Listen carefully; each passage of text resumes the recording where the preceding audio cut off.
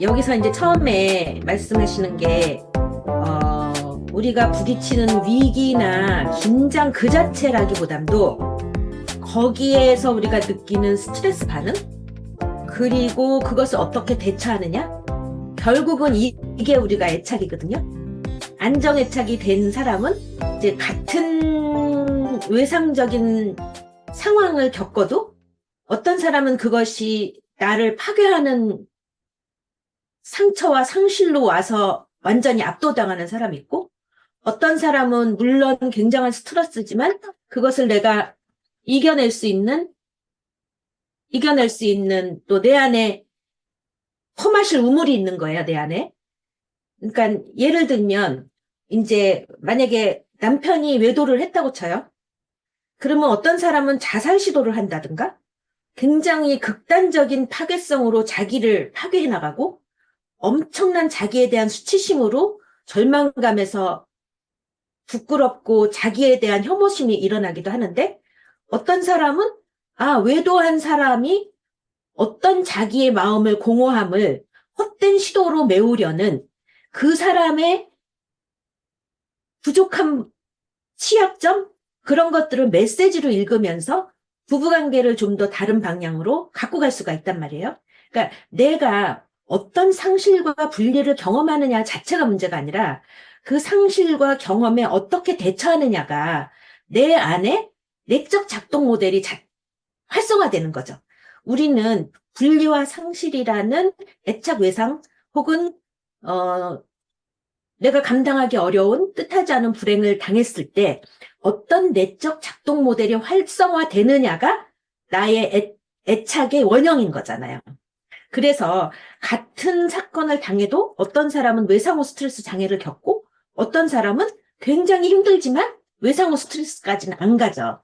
우리가 여기서 얘기하는 많은 진단명들이 사실은 연속성 상으로 보자 이렇게 하는 거잖아요. 그러니까 우리한테도 취약한 부분이 있고 저 끝에도 취약한 부분이 있다. 근데 단지 뭐냐면 우리는 취약한 부분에 대해서 내가 통제 능력과 조절 능력이 있는 거고, 진단명을 가진 거는 통제 능력과 조절 능력이 없는 거예요. 그러니까 연속성 사이라고 쳐도 사실은 굉장한 불연속성이 있는 거죠. 진단명에 들어가기까지는. 왜냐하면 진단명에 들어가기 전까지는 그래도 우리가 굉장히 취약하지만 나름대로 조절과 통제 능력이 있는 경우를 연속성상 개념을 하고, 그 끝에 진단명이 일단 들어가면 넘을 수 없는 강을 넘어간 거예요.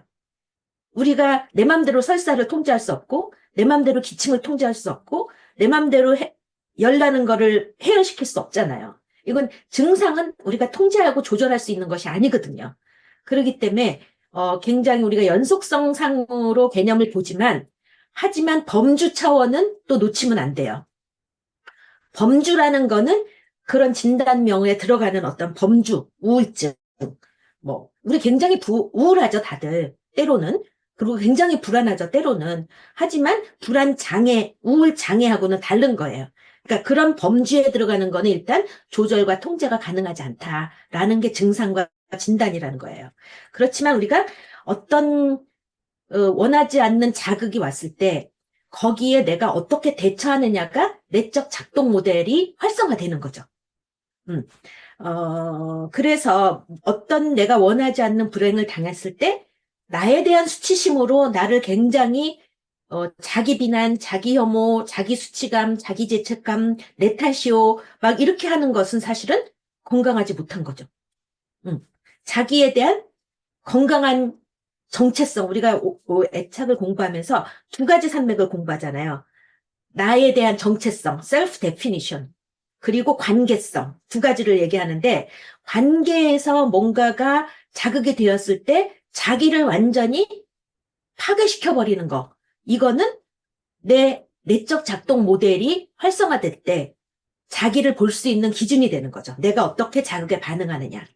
그러니까 증상이라든가 결국은 방어라든가 이런 것들이 결국은 타협 형성이거든요. 이번 챕터에도 나오죠. 여러분들이 읽은 거에서. 타협 형성이라는 건 뭐냐면 내가 이런 증상, 이런 방어, 이런 성격 특성을 갖고 나는 이런 외부 자극을 대처하고 살아가고 있다. 이런 거거든요. 그런데 이런 외부 자극을 극복하려는 시도들이 때로는 헛된 시도가 될 수 있다라는 것이 이제 병리인 거잖아요. 그 병리라는 게 헛된 시도라는 게 우리가 지금 중독이나 뭐 이런 것을 하는 것처럼 마치 술을 마시면 불안 플러스 술 안정, 우울 플러스 술 안정, 뭐 플러스 술 편안 이런 잠깐의 그런 유혹에 빠졌는데 사실은 술을 먹고 나서 그 자기에 대해서 더 우울해지고 더 불안해지고 더 힘들어지기 때문에 사실은 헛된 시도라는 거죠. 그래서 우리가 갖고 있는 어떤 핵심 감정들을 우리가 처리하는 방어나 증상이나 이런 성격적인 특성들이 과연 나 나름대로는 굉장한 삶의 전략으로 무의식적으로 내가 시도하고 있지만 결국은 그게 나를 거기서 끄집어내주는 도구가 되는지 아닌지는 awareness, 잘 인식을 해야 된다는 거죠. 그래서 외상후 스트레스 장애를 진단할 때 외상의 크기에 비례하는 게 아니에요. 외상의 크기에 비례하는 게 아니라 개인의 외상에 대한 취약성이 있느냐 없느냐에 따라서 어떤 사람은 증상으로 발현하고 어떤 사람은 증상으로 발현이 안 되는 거죠. 네, 그래서 여기서는 내가 어떻게 대처하느냐 이것들이 되게 중요한 거죠. 그리고 이제 스트레스라는 게 일상적인 사건들이 다 스트레스다. 태어나고 학교에 입학하고 진학하는 거 스트레스 지표가 아마 선생님들이 병리책을 보면 스트레스 지표가 나오는데 거기에는 승진도 들어가고 뭐 결혼 뭐 등등. 왜냐면 우리가 선생님들이 나한테 내가 갖고 있던 나의 어떤 스테이터스보다 한 단계 뭔가가 임무가 주어졌거나 소명이나 사명이 주어졌을 때 밤잠을 못 이루고 내가 이거 감당해낼 수 있을까? 아무리 좋은 일이라도 성공적인 어떤 것도 나한테는 감당하기 어렵잖아요. 그래서 성공, 승진 이런 것도 스트레스 지수가 굉장히 높아요. 이사, 이혼 뭐 이런 것들이 다 스트레스 지수가 되게 높거든요. 병리책에 보면 스트레스 지수가 이제 점수로 이렇게 나온 게 있거든요. 그리고 이제 자살 상태라고 이야기를 하는 건데 예를 들면 지금 우리가 우울한 상태, 불안한 상태, 그리고 무기력감, 절망감, 의욕 없음 등등등등이 사실은 어떻게 보면 나의 선택이에요.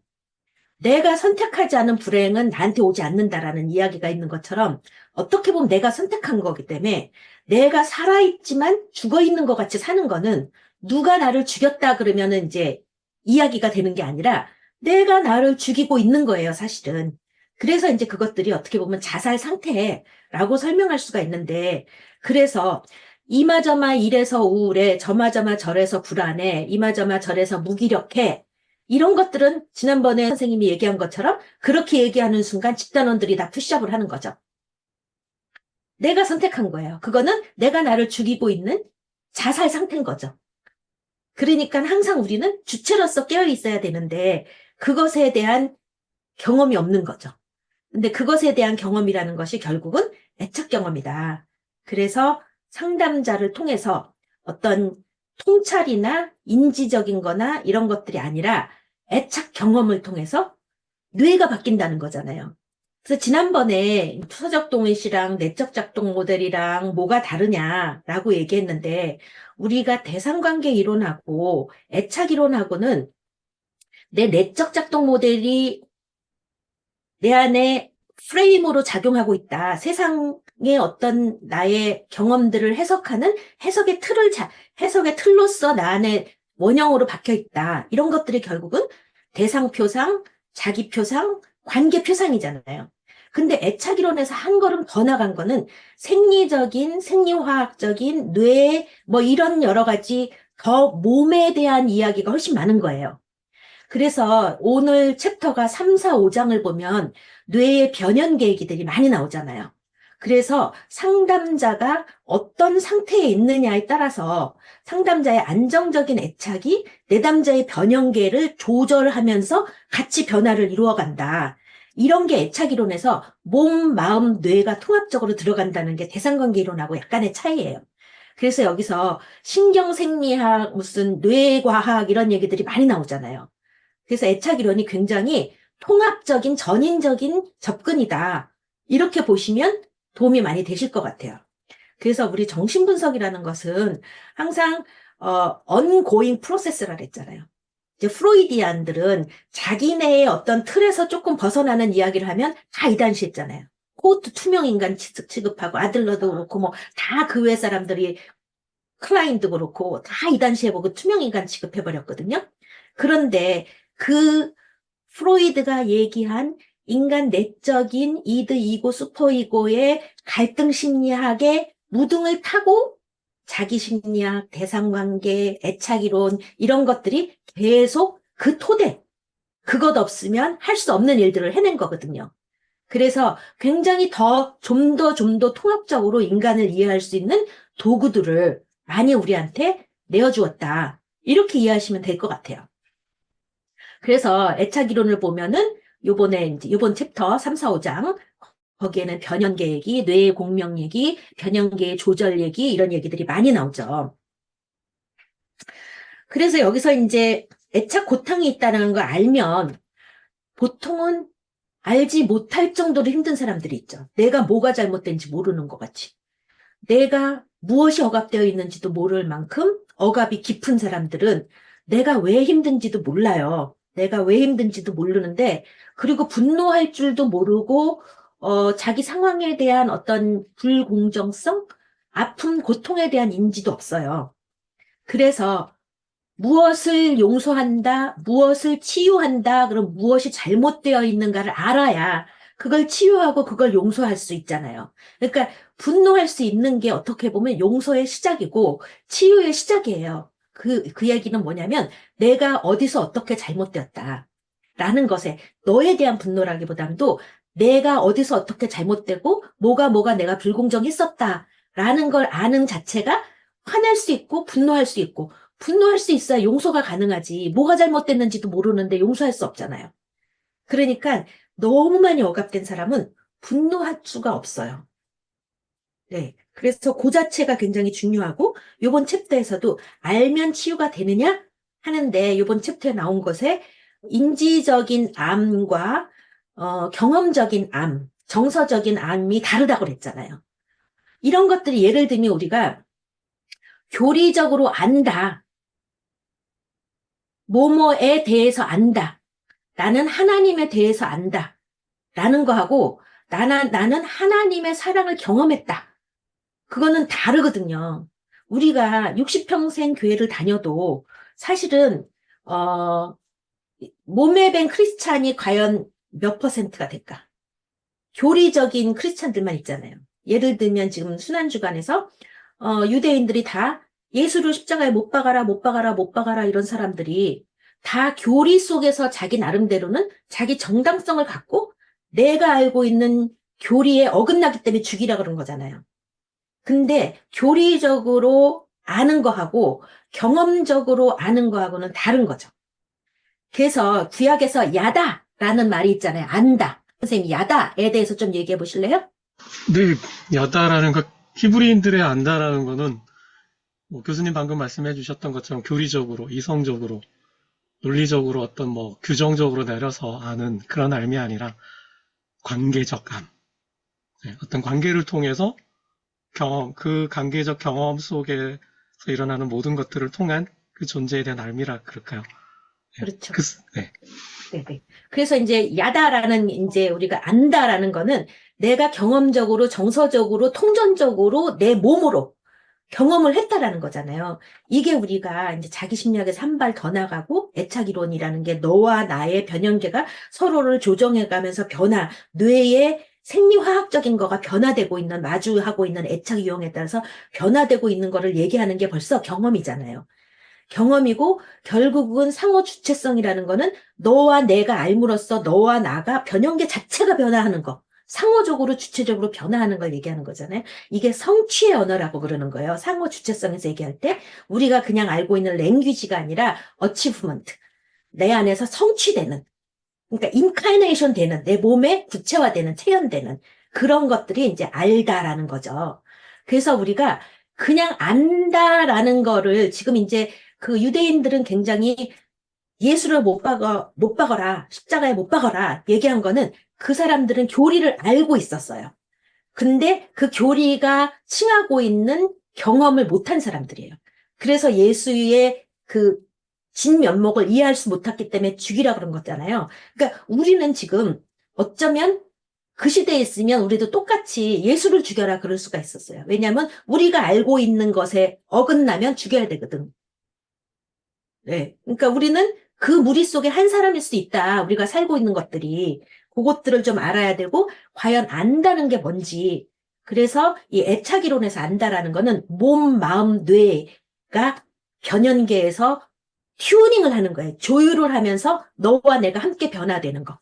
이게 애착이론의 변화라는 거죠. 그래서 우리가 대상관계의 어떤 새로운 대상 경험, 새로운 정서 경험을 하면서 대상 경험과 관계 경험, 정서 경험을 통해서 셀프의 센스 오브 셀프가 바뀐다. 이렇게 설명하는 게 한 걸음 더 나가서 우리의 몸에 대한 언어로 바꿔서 얘기를 해요. 뇌의 변연계, 암묵적인 기억, 무슨 명시적인 기억 뭐 이런 거면서 요번 챕터에 다 그런 얘기잖아요. 네.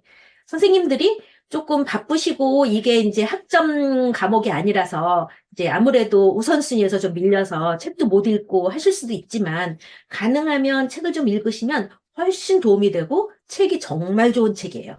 그래서 선생님들이 상담자로서 아주 유용한 그 문구들이 다 좋은 책이라서 잘 읽어보시기를 바래요. 그리고 여기서 이렇게 내가 굉장히 무의식 속에 있는 것들, 우리가 애착 이런 것들이 다 암묵적인 기억이라고 그랬잖아요. 그래서 암묵적인 기억이라는 거는 그야말로 체현되는 기억이고 무의식 속에 있는 기억이고 내가 자서전적으로 내가 말로 할 수 있는 기억들이 아니에요.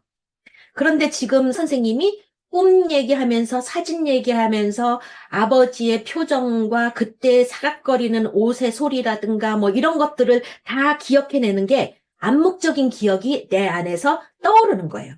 그러니까 우리는 내가 모르고 있던 지금 선생님이 50세? 그럼 한 50 몇 세? 그러니까 그 까마득한 한 50년 전의 얘기가 이제 생각이 난 거예요. 암묵적으로 싹 묻혀있던 것들이 어떻게 암묵적인 기억이 올라오냐면 뭔가가 클릭됐을 때. 그 뭔가가 클릭됐을 때 암묵적인 기억들이 올라오는데 그 암묵적인 기억들이 올라오면서 내가 통전적으로 되는 거예요. 왜냐하면 암묵적인 기억들은 나라는 기억에서 떨어져서 내 저 밑에 있으니까 내 것이 아닌 것처럼 나를 내 걸로 내가 물을 길어 올려서 내 걸로 사용할 수가 없었잖아요. 근데 암묵적인 기억이 명시적으로 되면서 나에 대한 이해가 생기는 거죠. 근데 우리가 예를 들면 저희 부모님들은 이제 피난민이에요. 피난민들이니까 그야말로 빈손으로 내려온 분이거든요. 빈주먹으로 사시는 분들이라 어떻게 보면 그 이북에서 살던 어떤 풍요로운 삶은 전혀 없고 말하자면 그냥 맨땅에 헤딩하는 거잖아요. 그러니까 모든 게 절약이고 모든 게 그냥 뭐 이렇게 그런 거였어요. 그러면 지금 제가 66세인데 사실 저는 충청도로 시집 가서 부유한 생활을 하고 어차피 저도 친정에서는 또 아무리 부부는 피난민으로 맨땅에서 헤딩했지만 풍족한 가정에서 자랐어요. 그래서 그건 의식적인 거고 이분들의 피난민의 정체성은 내 안에 아주 뿌리 깊게 자리하고 있어요. 뿌리 깊게 자리하고 있는 거를 인지를 못하고 있는데 어느 날 인지되는 순간이 있어요. 그게 최근 몇 년 안 돼요. 뿌리 깊게 자리한 그런 것들이. 그러니까 우리는 무의식이라는 거는 완전히 내가 나도 모르는 삶의 양태로 드러나고 있어요. 나도 모르는 삶의 양태. 그러니까 그것들이 언제 드러나냐면 관계 속에서 드러나고 뭔가 갈등 속에서 드러나고 그러기 때문에 우리는 너가 없이는 나의 무의식을 읽을 수가 없어요. 너라는 이 우리점이 있어야 나를 읽게 돼요. 응. 그래서 이 암묵적인 기억들을 내가 기억해내야 비로소 통전적인 나에 대한 이해가 되는 거거든요. 그래서 이제 여기서 이제 뭐라고 그러셨냐면 내가 비로소, 나에 대한 어떤 기쁨, 나에 대한 이런 암묵적인 기억으로 통전적인 경험을 하는 때, 비로소 내 남자가 부담이 안 됐다라는 얘기잖아요. 그 얘기는 뭐냐면, 네 이웃을 네 몸같이 사랑하라는 얘기인데, 나에 대한 이해나, 나에 대한 사랑이나, 나에 대한 용납, 수용, 용서가 없이는 너를 받아들일 수가 없어요. 우리는 내 그릇만큼밖에 못해요. 내 그릇만큼밖에 못하기 때문에 우리는 어떤 치료자를 만나느냐가 중요해요. 어떤 지식을 많이 갖고 있는 사람을 만나는 게 중요한 게 아니라 내가 어떤 경험을 했느냐. 내가 어떤 경험을 해서 내가 얼마나 통전적인 나에 대한 이해가 있느냐에 따라서 내담자의 수용과 용납과 이런 게 가능해요. 근데 땅끝까지 나를 전파하라. 땅끝까지 나를 전하라 그랬는데 그 땅끝이 나예요. 나를 몰라요, 우리는. 그리고 나를 알아가는 게 너무 힘들어요. 그래서 내가 나에게 용납하고 이해하고 수용하고 용서하는 만큼 너가 나를 사용할 수가 있어요. 그래서 결국은 우리가 이제 항상 우리 수업에서 하는 얘기가 뭐예요? 수업에서 하는 얘기가 뭐예요? 우리 캐치프레이즈? 나나 잘하자. 나나 잘하는 게 우리가 셀프케어. 셀프케어를 잘 해야 결국은 내가 너에게 사용될 수가 있고, 너에게 플로잉이 될 수가 있고, 나의 변연계의 이런 그 활성화를 통해서 너의 변형계가 변화될 수 있고 시냅스의 화학 생리적인 변화가 일어날 수 있다는 거예요. 글쎄 기쁨으로 인해서 내 머리부터 발끝까지가 나의 변화를 느꼈을 때 이것이 너에게 오버플로우가 할 수가 있는 거거든요. 그러니까 우리는 뭐를 하려고 애쓰는 게 아니라 뭐가 되려고 했어야 돼요. to do보다는 to be가 되려고. to do 하려고 애쓰는 거, to know. 근데 to be가 되려면 사실 to know, to do, to be. 순서가 그렇게 돼요.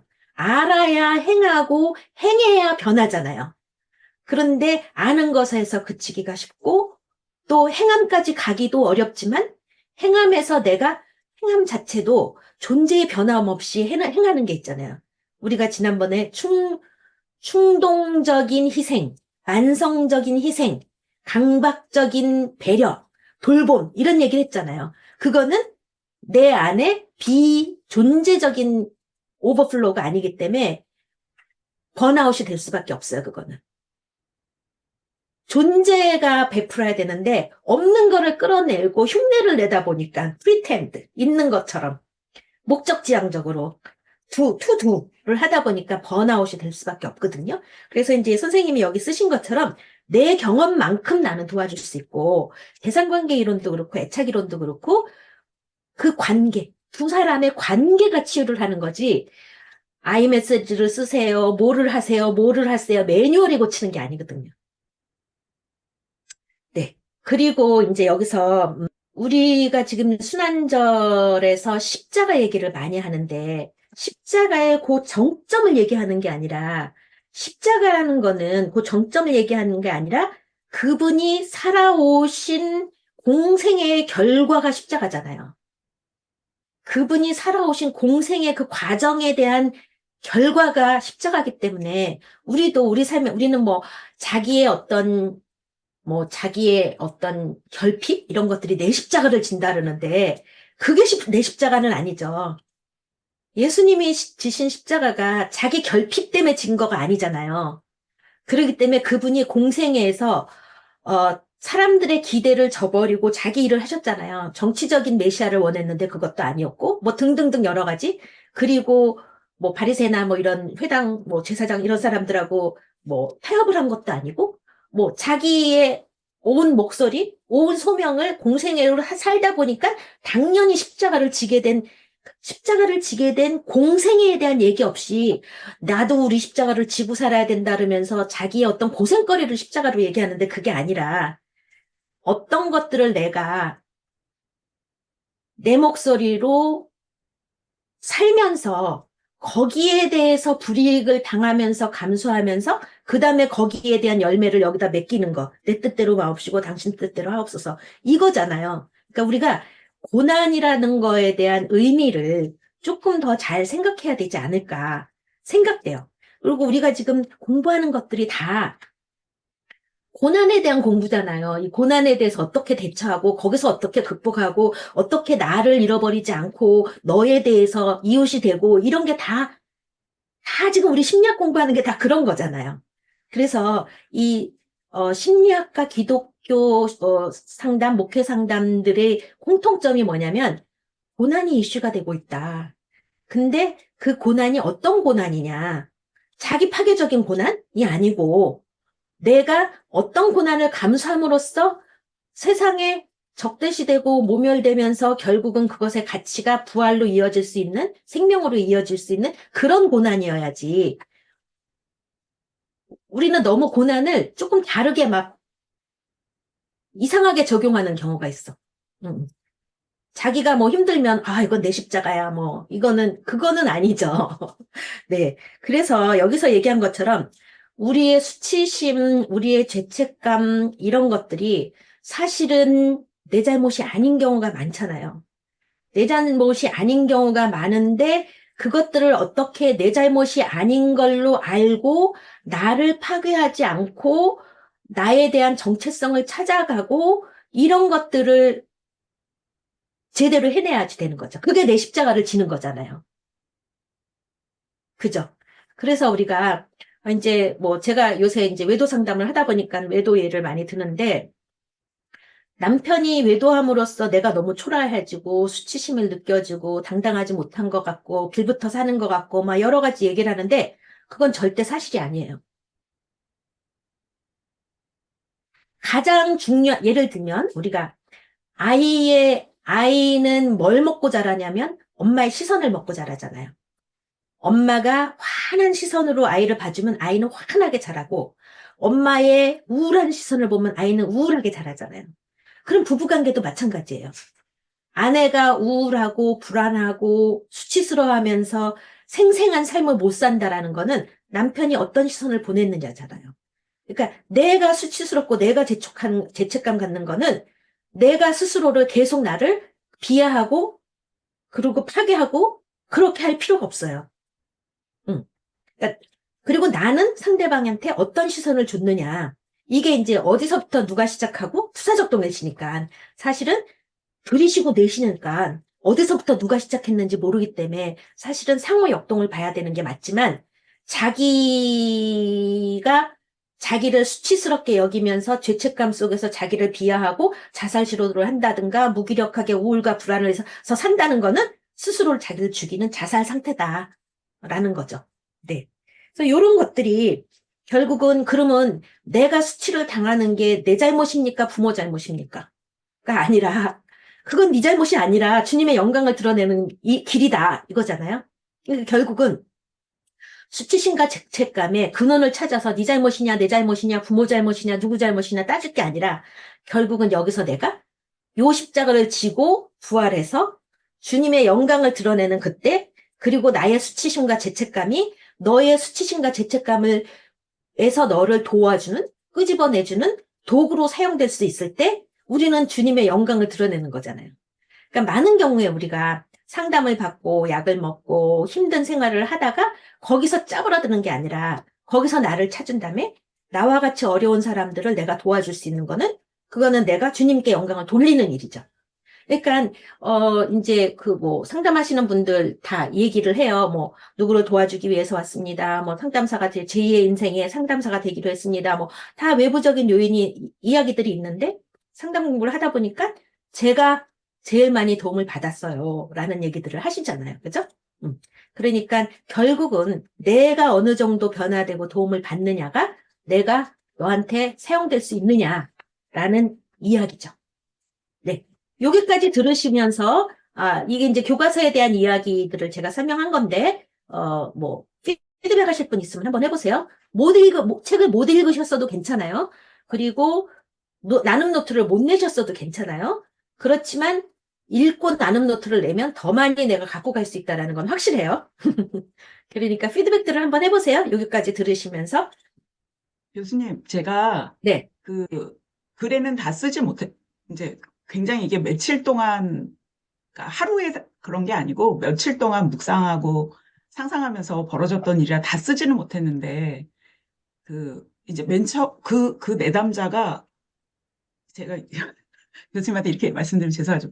이 수업을 해서 그런지 그렇게 다들 막 여기저기에서 막 왜 나를 이해 못 해주냐 막 이러기도 했다가 그 자기를 공감하지 않느냐 그랬다가 그냥 저는 그런 얘기를 별로 들어본 적이 없는데 막 이런 게 한두 사람이 아니었어요. 그 주에 수업 끝나고 옛날 같으면 이렇게 이게 너무 불편하니까 저는 완전히 이렇게 차단을 해서 안 느끼려고 했었는데 이 수업을 들으면서 감사한 게 내가 어린 시절에 애착이 끝나는 게 아니라 내가 계속 애착을 이뤄가는 애착을 획득해 가는 거다라는 게 되게 도움이 됐던 게 정말 내가 힘들 때 전화해야 될 사람들이 생각이 나는 거예요. 음, 그래서 동생하고도 통화하고, 남동생하고도 통화하고, 여동생하고 통화하고 이러면서 제가 그 생각을 했어요. 이 사람들이 나에게 주는 가느다란 실들이 모여서 나를 이렇게 떨어지지 않게 감싸주는 것 같다. 그러니까 제가 그 고통을 좀 봐도 되겠다. 그 생각이 돼서, 그 다음에 이제 앉았는데, 제가 인지치료는 되게 많이 했던 것 같아요. 상담도 많이 받고. 근데 몸이 이러니까 이걸 상상력으로 스트레스 해소할 때 그 이미지네이션으로 하는 것을 해야 된다고 배웠던 게 생각이 나서 제가 그냥 혼자 상상하는 건 무서우니까 묵상을 하면서 하나님 앞에 간 거예요. 그래서 하나님 앞에 갔는데 하나님이 이제 그런 거를 보여주시면서 제 마음속에서 그 진짜 정말 기쁨이, 그래서 인생이 기쁨과 고통으로 가득 차 있다라는 거를 깨달았어요. 그래서 너무너무너무 기뻤는데 그러고 나니까 하나님이 내 내담자가 느낀 고통에 대해서 보여주시는 거예요. 네, 그래서 그 내담자한테 얘기를 했어요. 난 네가 얼마나 힘들었는지를 몰랐던 것 같다. 미안하다. 음, 그래서 조금이지만 하나님이 네가 이런 고통 속에 살았다고 하더라. 근데 얘가 완전히 변한 거예요. 음, 제 얘기를 들으면서 얘가 막 울면서 그냥 저한테 완전히 막 매달리려고 했었는데 그런 거가 없어지면서 얘가 안정되면서 음, 이제 선생님 저도 객관적으로 제 작업을 해보고 싶어요. 이렇게 시작이 된 거예요. 그렇죠.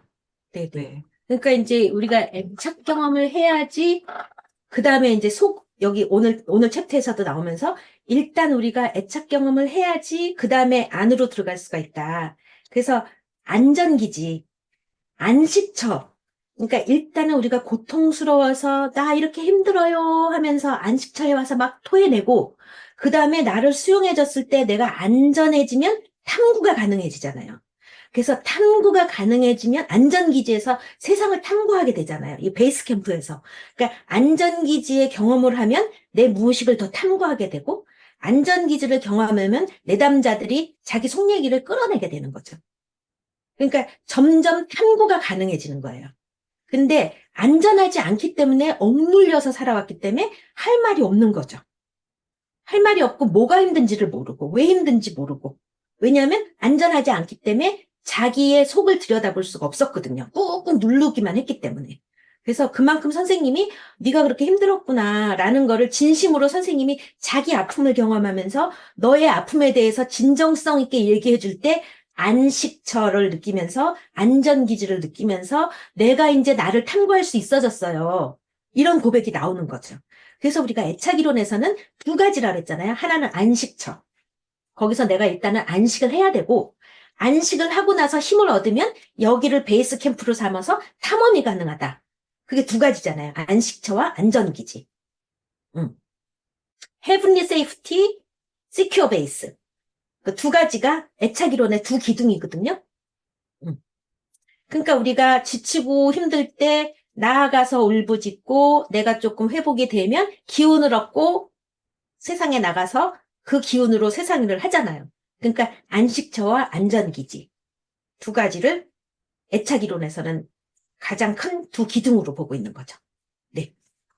또 책 읽으신 분 지금까지 설명한 거 책에서 나는 이렇게 이해했는데 조금 뭐 어떻다라든가 뭐 얘기 한번 해보세요.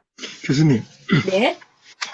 선생님 페이퍼 글에서 잠깐 보면 내 남자를 내가 왜 자꾸 밀어낼까?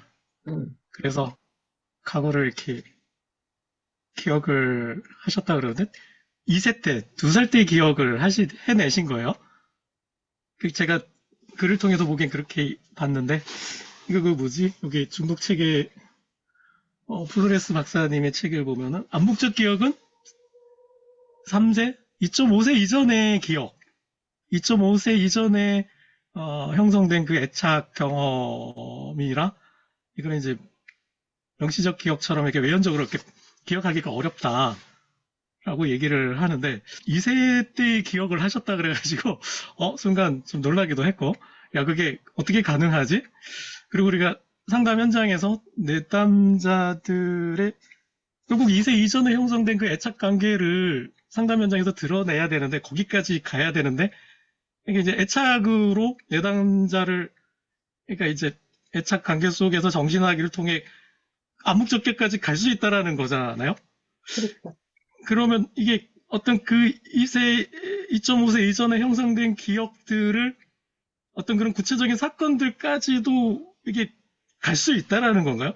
그러니까 그런데 예를 들면 우리가 이제 이런 역동이라는 것들이 지난번에 우리가 이제 그 삼각형 여러 가지 삼각형들을 많이 공부하셨잖아요. 여러 가지 삼각형들을 많이 공부하시면서 발생학적인 이야기 지금 얘기하면은 암묵적인 기억들이 형성되는 시기죠, 이게. 그리고 역동적인 이야기.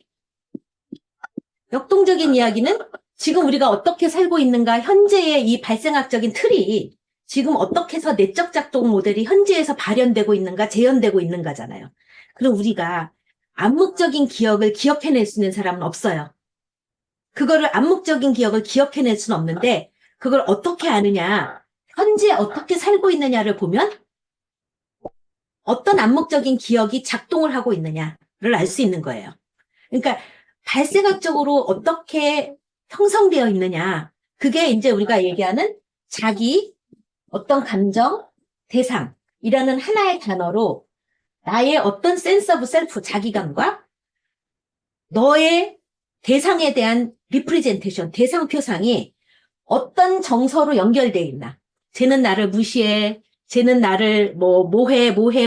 이런 대상 표상의 틀을 갖고 살고 있잖아요. 근데 이것들을 어떻게 보면은 내적 작동 모델로 지금 설명할 수가 있잖아요. 내가 역동적으로 누구를 만나도 이런 식으로 지금 보고 있는 거잖아요. 내적 작동 모델이 무슨 자극이 왔을 때 어떤 애착이 활성화돼서 내적 작동 모델로 대상을 어떻게 경험하고 나를 어떻게 표현하고 이것들이 여기서 나타나잖아요. 그러니까 이걸 보면 이걸 알 수 있다라는 게 역동이죠. 그래서 우리가 어떻게 상담을 하냐면 현재 문제에 접근을 하는 거죠. 현재 문제에 접근을 하는데 누구는 내가 밀쳐내고 싶다. 라는 것이 여기에서도 상담자와 내담자 사이에서도 전이와 역전이 투사적 동일시를 그대로 드러난다는 거예요. 그러니까 어떻게 형성되어 있는가가 현재 나의 삶에서 어떤 식으로 시나리오가 전개되느냐. 그것들이 사람과 상황에 관계없이 상담실과 내담자 사이에서도 전이 역전이 투사적 동일시로 나타나고 있다라는 거예요. 네. 그래서 전이와 역전이, 그러니까 전이가 드러나서 전이가 해소돼야 치료가 됐다고 얘기를 하잖아요. 근데 왜 전이가 해소돼야 치료가 됐다는 얘기를 왜 하냐면 전이라는 게 뭐예요? 내 과거 경험대로 상담자를 경험하는 거잖아요. 역전이가 뭐예요? 내 과거 경험대로 내담자를 경험하는 거잖아요. 근데 이게 내 거, 네 거를 구별해서 얘기 안 하고 서로의 경험으로 서로를 바라보는 게 투사적 동일시잖아요. 오고 가고 하는 거. 그 얘기는 뭐냐면 현재에 사는 게 아니잖아요. 내 과거에 요것들이 지금 여기서도 작동하는 거잖아요. 그러니까 현재에 살지 못하기 때문에 사실 전이와 역전이들이 저항의 일부라는 거예요. 왜냐하면 현재에 살고 있지 않으니까. 그래서 현재에 살고 있지 않은 이 전이 관계가 내가 지금 여기서 뭘 반복하고 있지? 반복하는 이유는 뭐라 그랬어요? 극복하고 싶어서 똑같은 일을 자꾸 반복하는 거예요.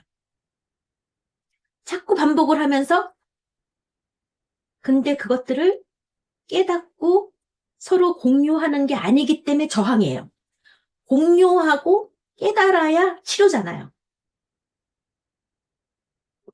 그래서 전이가 해소돼야 치료가 됐다라는 얘기가 그거예요. 내가 너를 과거의 대상으로 보지 않는다. 나는 과거에 이렇게 살아와서 지금 이걸 계속 반복하고 있다. 라는 거를 here and now에서 깨닫게 되는 거잖아요. here and now에서 깨닫게 되는 게 전이, 저항, 역전이, 투사적 동일시 이런 것들을 보면서 아, 내가 치료자조차도 이렇게 보고 있구나. 내가 치료자 앞에서도 그거 고치러 왔는데 여기서도 그렇게 하고 있구나. 이런 건 전이, 저항, 역전이, 투사적 동일시를 바로 여기서 here and now에서 직면을 하면 그게 이제 전이의 해소다. 이게 바로 치료거든요. 그러니까 무엇이 지금 일어나고 있는지를 이런 데서는 잘 모르잖아요. 현재 관계에서는. 아내하고 관계에서라든가 성도하고 관계라든가 학생하고 교수 관계라든가 이런 데서는 잘 모르는데 치료자의 관계에서는 굉장히 네 거 내 거를 구별해 가면서 과거 건지 현재 건지 봐가면서 요 평행 관계를 계속 탐구하잖아요. 그렇기 때문에 이게 아, 내가 당신을 마치 어머니처럼 생각하고 이렇게 행동하고 있었군요. 이런 것처럼 내가 사회에서도 어머니가 해주기를 바라면서 늘 기대에 실망해서 그렇게 갈등하고 떠났다 붙었고 했군요. 이런 것들을 알아차리게 되는 거. 그래서 요 세 가지의 평행 관계를 알아차리는 게 통찰이에요.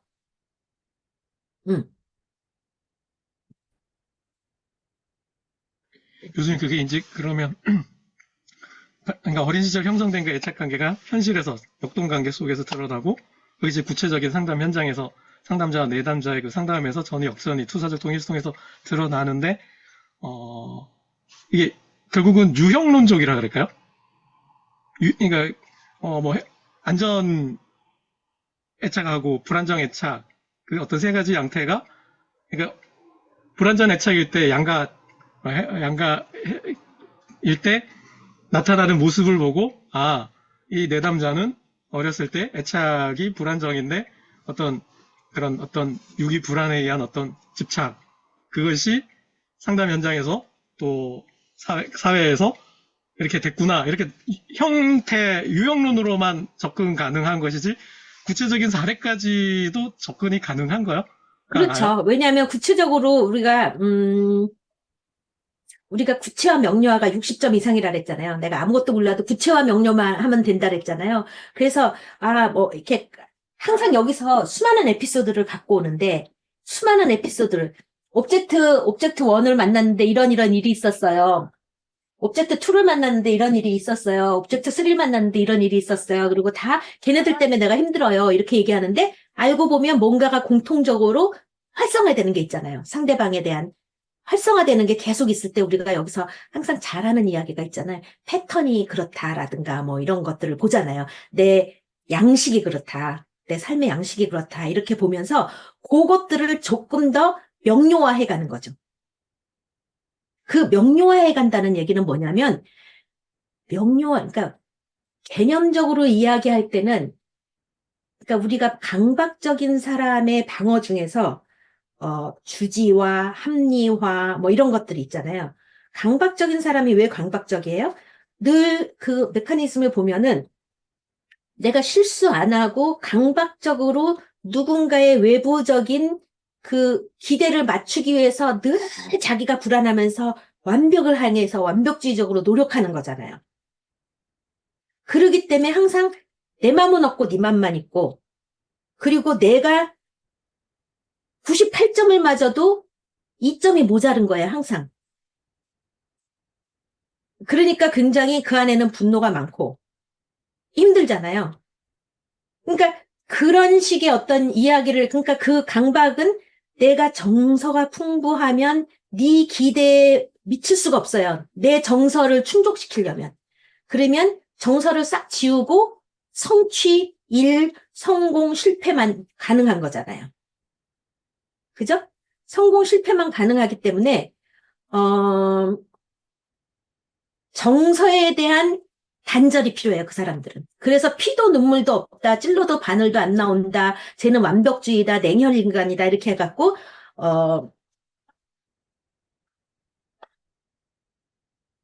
isolation of affect.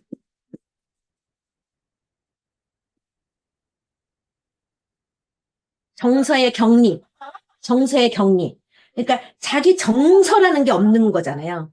내가 이래서 슬퍼, 내가 이래서 힘들어, 이러면 그 기대에 못 맞춰요. 내 정서는 싹 지워버리고 오로지 일만 향해서 오로지 성취만 향해서 하기 때문에 정서에 대해서는 아이솔레이션, 완전히 격리돼 버리죠. 그러니까 지금 여기서 얘기하는 거는 거진 다 처음부터 끝까지 정서 얘기를 하잖아요. 정서 얘기. 아까 이제 구체화 명료화를 통해서 지금 구체화 명료화가 정서로 가는 길이에요. 왜냐하면 우리가 굉장히 이렇게 정서가 억압됐으면 사실 위주로 얘기를 하잖아요. 이런 일이 있었고 저런 일이 있었고 마치 남 얘기하듯이 사실 이야기를 하는데 좀 더 자세하게 얘기해봐. 그 장면을 내가 볼 수 있고 것처럼 얘기해봐. 마치 내가 드라마 보는 것처럼 얘기해봐. 이러면서 얘기하다 보면은 감정이 올라올 수밖에 없어요. 감정이 올라온다라는 거 그 자체가 이미 통합되는 과정이에요. 정서가 매몰돼 있었잖아요. 그러니까 구체화 명료화를 하면 세밀하게 그 장면으로 들어가잖아요. 그러면 정서가 다시 살아나요. 그러면서 정서가 살아나면서 나 생전 안 울었는데 내가 중학교 이후로 운 적이 없는데 여기 와서 매일 울어요. 이런 얘기가 구체화 명료화를 하다 보면 정서가 살아날 수밖에 없어요. 그때 그렇게 억울했었구나. 억울한지 몰랐거든. 그때 그렇게 부당했구나. 부당한지 몰랐거든. 자세하게 얘기하다 보니까 내가 그때 느꼈던 정서를 느끼게 돼요. 그거 자체가 치료예요. 그래서 구체화 명료화가 중요해요. 그런데 강박적인 사람들은 구체화 명료화가 안 돼요. 사실 위주로 지리하게 나열해요. 상세하게 묘사해요. 사실만. 그러니까 교수님, 감정은 사건에 대한 감정이기 때문에 감정이 일어난다라는 것은 그 감정을 유발한 사건까지도 기억이 그렇죠. 날 수 있다라는 말씀인 거. 그러니까 이번 챕터의 설명이 그거예요. 감정과 기억이 한 세트로 간다는 거죠. 네, 그래서 해마, 변연계 얘기가 이번 챕터에 나오는 거예요. 네, 감사합니다. 기억을 다스리는 게 해마고 감정을 다스리는 게 정서잖아요. 그런데 그런 뇌가 활성화돼야 되는데, 그러니까 이제 예를 들면 그런 정서가 억압되고, 그러니까 제가 지난번에도 말씀드렸는데, 너는 할 줄 아는 게 뭐 있어? 뭐 어쩌고 저쩌고 식충이야? 뭐 이렇게 얘기하는 게 뭐냐면, 애착 경험이 없으면 정서를 경험할 수 없고, 정서가 없으면 기억이나 이런 인지가 발달할 수 없고, 뇌에 요번에 뇌에 하는 게 뇌의 피어나기, 블루밍, 가지치기, 플로닝? 뭐죠? 플로닝인가 하여튼 가지치기 나오잖아요? 플로닝인가? 가지치기가 나오는데, 그 뇌가 정서가 애착 경험을 하면 뇌가 계속 뇌가 피어나면서 활성화돼요. 뇌의 구조가 형성되고 자기가 형성되면서 많이 피어나요. 그런데 정서 애착 경험이 없으면 그 뇌들이 다 잘려나가. 가지치기를 해버려. 잘려나가갖고 블루밍이 안 돼.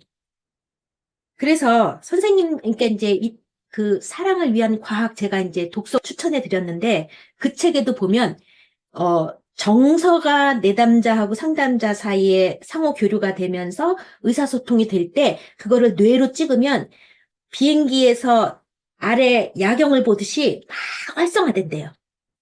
블루밍이 되는 거예요. 블루밍. 그러면서 뇌회로가 활성이 돼요. 그런데 여기서 이제 요번 챕터에 보면은 각 우리의 발달 단계마다 경험해야 될 정서가 있고 경험해야 될 것이 있는데 그 단계에 그것을 경험하면 이 블루밍이 안 된다는 거예요. 이 블루밍이 안 되니까 아까 제가 얘기한 것처럼 인지적인 능력이 발달이 안 되는 거예요. 여기가 다 이게 뇌가 블루밍이 안 된 거예요.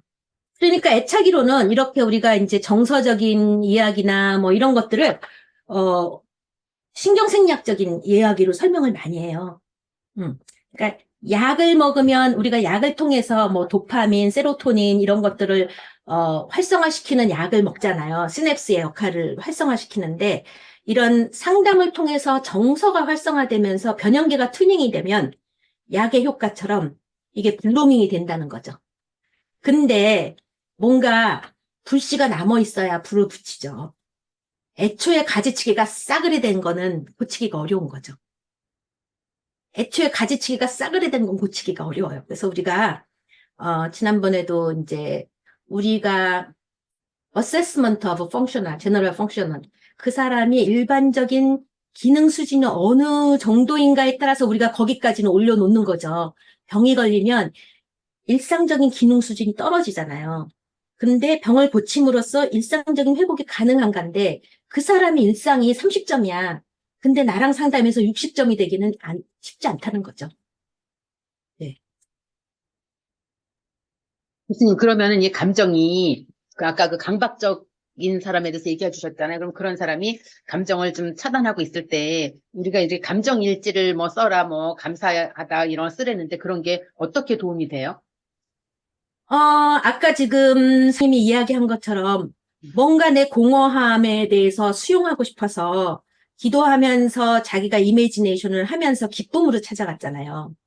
그런데 감사일지를 쓴다라는 게 어쩌면 기쁨으로 찾아가는 길일지도 몰라요. 내가 너무나 좌편향돼 있어서 그동안 상처에 몰두해 있을 수도 있거든요. 그런데 그 몰두해 있던 것에서 조금 이 애착에서 얘기하는 게 우리 뇌는 열린 체계다.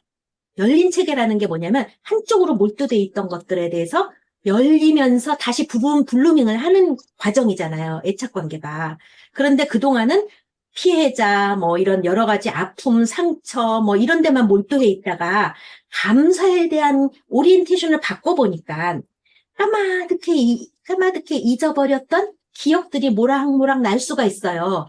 그러면 열린 체계가 다시 활성화되는 거죠. 한쪽으로 편향되었던 것이. 그러니까 우리가 코칭에서 사용하는 감사 일지 쓰기, 뭐 하루에 3가지 감사 찾아내기 이러는 것들이 일종의 이런 자기 활성화일 수도 있어요. 네, 여기서 이제 선생님이 저항과 외로움, 버림받음, 슬픔, 우울, 분노, 강박적 사고와 뜨거운 키스를 했다고 그러잖아요. 이게 말하자면 우리가 이제 독서과제 드링킹, 이 드링킹의 부제가 러브 스토리예요. 드링킹과 사랑에 빠진 얘기예요. 그러니까 우리가 애착 대상이 없을 때는 이런 어떤 중독적인 행위나 어떤 중독적인 정서들 아니면 자살 상태 이런 것과 뜨거운 키스를 하고 살아요. 그게 이제 자살 상태죠, 말하자면. 여기 책에서 말하는. 네. 근데 선생님이 진짜 우리 지난번에도 몇 시간씩 들어주면서 5년을 들어주면서 이제 불씨가 살아나는 경험을 하시면서 선생님의 세포들이 말라가는 경험들을 하셨잖아요. 그러면서 여기서 말씀하셨는데 정체성, 정서, 여성으로서의 아름다움, 뭐 여러 가지의 상실의 연속이다. 이랬는데 아마 지금 이게 그 줌이라서 잘 모르시지만 개인 대 개인, 면 대 면으로 선생님을 만나면 바로 그 따뜻함과 그 눈빛과 그 제스처와 그런 어떤 이런 몸짓이 얼마나 사랑스러운지 선생님들이 아마 경험하실 거예요. 결코 잃어버리지 않은 그 본인의 정체성을 갖고 계셔요. 그렇기 때문에 아마 많은 치유 사역을 하고 계신 것 같아요. 선교사로서. 네. 교수님, 그 네. 193페이지에 감정적 중립성, 네. 효능이 없다 그럴 때 그 감정적 페이지 몇 쪽이죠? 페이지 193이요. 그냥 이렇게 193쪽이요. 네. 잠깐만요. 네. 193쪽. 네. 한번 읽어보세요. 다 같이 보시고. 네. 네. 감정적 중립성은 효능이 없다. 애착 이론에서는 치료사가 감정적으로 중립적인 태도를 취하도록 노력하기를 권하지 않는다. 치료라는 것은 감정적인 교류를 바탕으로 애착 관계를 맺는 것을 말한다. 그런데 감정적으로 중립적이 된다는 것은 전혀 애착 관계를 맺지 않겠다는 것이기 때문에 그렇게 하는 것은 변화를 위한 중요 메커니즘을 박탈하는 것과 같다. 네. 자세히 설명이 나와 있을 수도 있는데 제가 이제 좀 다 못 읽어가지고 네. 이 감정적으로 중립적이 된다는 게 이제 어떤 건지 조금 이해를. 네. 우리가 특히 이제 고전적인 정신 분석에서는 3가지 신화가 있잖아요. 절제, 익명성, 중립성. 중립성. 절제, 익명성, 중립성. 이게 이제 세 가지 신화인데 이게 가능하지 않다라는 거죠. 예를 들면 나는 굉장히 중립을 지키고 있다. 그런데 나라는 사람이 지금 중립을 지키고 있더라도 선생님들은 아주 나의 민감한 변화도 다 알아차리시죠. 내담자의 민감한 변화를 우리만 알아차리는 게 아니라, 그러니까 내담자는 나의 민감한 변화를 다 알아차리고 결코 우리는 중립적일 수가 없어요. 그리고 객관적일 수도 없어요, 우리는. 그리고 절제도 하긴 하지만 항상 다 나의 경험과 여러 가지들이 다 묻어나요. 그리고 익명성이라고 하지만 이미 내 말투, 나의 언행, 나의 몸짓, 이런 거를 보면 나를 다 읽어요. 내가 익명성이 될 수가 없어요. 그것들은 우리가 지향하는 바죠. 지향하는 바고, 이제 그런 것들을 굉장히 강조를 하기 때문에 우리가 이제 고전적인 훈련을 받으신 분들은 마치 우리는 포커페이스를 해야 되는 걸로 잘못 알고 있어요. 그런데 포커페이스를 하는 것처럼 훈련을 해도 당연히 새어 나오는데 자연스럽게 하라 그러면 얼마나 오지랖을 떨겠어요. 그죠? 그러니까 우리가 초보 때는 매뉴얼대로 연습을 해야 되잖아요. 악기 연습할 때도 그렇고, 운동할 때도 그렇고, 뭐, 이렇게 뭔가를 새로 배울 때는 매뉴얼대로 배워야, 그 다음에 내가 자유자재로 내가 할 수가 있잖아요. 근데, 감정을 중립적일 필요가 없어. 절제할 필요가 없어. 객관적일 필요 없어. 뭐, 익명성을 안 해도 돼. 뭐, 이렇게 놓으면, 그건 상담이 산으로 가는지 들로 가는지 이제 몰라요.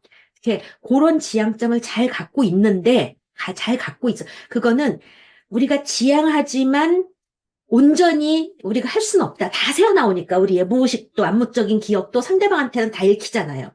그렇기 때문에 그것들이 다 새어나오기 때문에 할 수는 없지만 꾸준히 노력해야 되고 그렇게 하도록 노력해야 되지만 애착이론에서는 그렇게 포커페이스 하는 거는 서로의 튜닝에 바람직하지 못하다라는 거죠.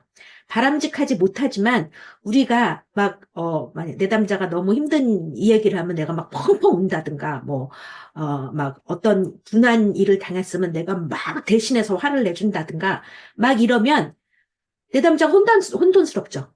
내가 그렇게 힘든 일을 당했구나 하면서 자기의 고통과 이런 것들이 완화되는 게 아니라 도리어 강화가 되는 수가 있어요. 아, 이거는 상담자한테도 견디기 힘든 일이었구나. 라면서 내가, 더 거기서 수렁에 더 빠질 수가 있어요. 그러니까 우리가 고통에서 살아남아준다라는 거는 견뎌주는 힘이 필요하잖아요. 그런 거하고, 포커페이스 하는 거하고는 다르다는 거죠. 그러니까 예를 들면,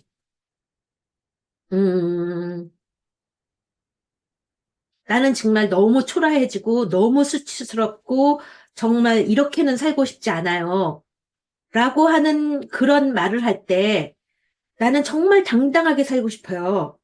그럴 때 우리가 보통 만약에 그 전통적인 훈련을 받았다면 그냥 그런가 보다 하고 우리가 끄덕끄덕하고 내 속마음을 안 하죠. 근데 진정성 있는 반응을 애착이론에서는 튜닝을 하는 거잖아요. 그러면 진짜 진심으로 당신 당당해질 수 있다. 내가 뭔가를 내 몸으로 성취의 언어로 경험을 했을 때 그게 오버플로잉이 되는 것처럼 그런 오버플로잉을 할 수 있어야 된다라는 거죠. 근데 그것들이 오버해서 미리 남의 감정을 막 읽어주니까 슬펐군요. 아니 그거는 사실 저는 슬픈 게 아니라 되게 화가 났어요. 이렇게 내담자가 사실 정정해주는 거면 관계가 온전한 관계예요. 그런데 온전하지 않은 관계는 슬펐군요. 그러면 슬펐나 보다. 막 동조하고 거기에 상담자한테 맞추고 이런 거는 이제 건강한 관계는 아니죠. 근데 상담자가 잘못 짚어서 내담자가 정정해 주는 건 바람직하지만 자꾸 반복적으로 내담자가 앞서서 읽어주는 거 그런 건 바람직하지 않죠. 앞서서. 그러니까 우리가 이제 상담에서 중요한 단어 하나만 고르라면 저는 자주 네거티브 케이퍼빌리티라고 얘기하는 게 상담자가 나서지 않고 내담자가 스스로 갈 수 있을 만큼 나는 배경적 존재로 남아있어야 된다라는 거죠. 그게 중립적이어야 된다는 얘기는 아니에요. 그게 이제 여기서 말하는 중립적이라는 거는 조금 다른 의미에서 얘기하는 거죠. 그래서 우리가 요런, 뉘앙스를 좀 읽으셔야 돼요. 그러니까 나는 치우치지 않아야 되죠. 그러니까 예를 들면, 고정적인 정신 분석을 얘기하면, 이드, 이고, 슈퍼이고의 어느 한쪽에 내가 치우치면 안 돼요. 막, 욕구를 막 충동적으로 일으켜야 돼도 아니고, 막, 초자를 강화시켜야 돼도 아니고, 이고만 발달시켜야 돼도 아니고, 그것들이 잘 조화될 수 있도록 그런 것도 중립이에요. 여러 가지 중립적인 의미가 있거든요. 그러니까 우리가 여하튼, 요 뉘앙스를 잘 읽으시는 게 중요하죠. 교수님 170쪽에 170쪽이요. 네네, 아동의 속말에 대해서 설명하고 있는데 이게 얘가 딱 떠오르지는 않은 것 같아서. 네.